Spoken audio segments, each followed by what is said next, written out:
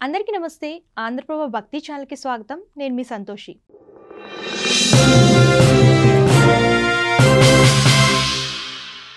సాధారణంగా ఏ ఆలయంలోనైనా స్వామివారు దేవర్లతో కలిసి పూజలు అందుకుంటూ ఉంటారు. ఇక్కడ మాత్రం ఆ శ్రీకృష్ణ భగవానుడు అన్నా చెల్లితో కలిసి భక్తులకు దర్శనమిస్తూ ఉండటం విశేషం. అంతేకాదు ఈ ఆలయంలో ఎన్నో విశేషాలతో పాటు అక్కడ నిర్వహించే రథయాత్రకు చాలా ప్రాముఖ్యత ఉంది.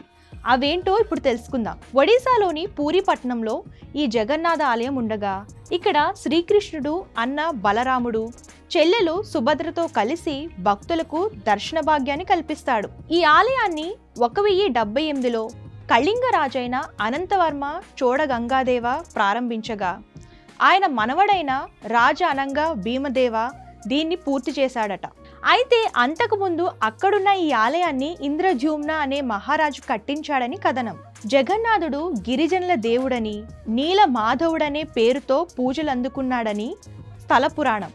అడవిలోని ఓ రహస్య ప్రదేశంలో ఉన్న ఈ జగన్నాథుణ్ణి గిరిజనుల రాజైన విశ్వావసుడు పూజించేవాడట. విషయం తెలుసుకున్న ఇంద్రద్యుమ్న మహారాజు ఆ రహస్యాన్ని కనిపెట్టడానికి విద్యాపతి అనే బ్రాహ్మణ యువకుణ్ణి అడవికి పంపుతాడట.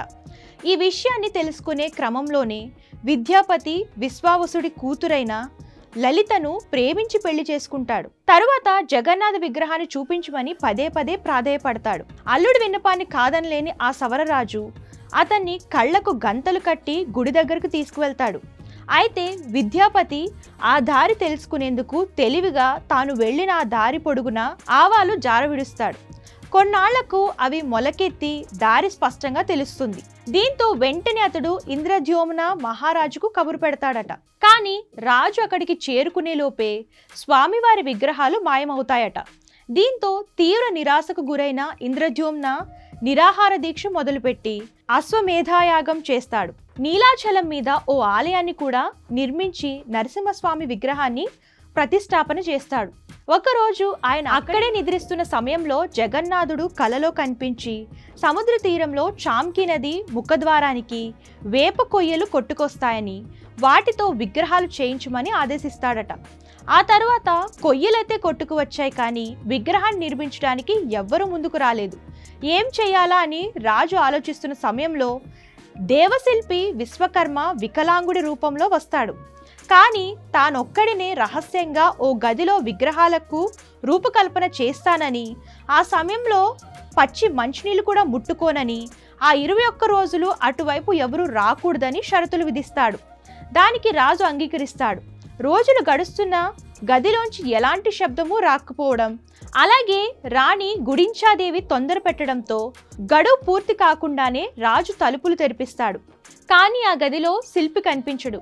చేతులు కాళ్ళు లేని సగం చెక్కిన విగ్రహాలు మాత్రమే దర్శనమిస్తాయి. పశ్చాత్తాపంతో రాజు బ్రహ్మదేవుణ్ణి ప్రార్థించగా ఆయన ప్రత్యక్షమై ఇక మీదట విగ్రహాలు అదే రూపంలో పూజలు అందుకుంటాయని ఆనతిస్తాడు.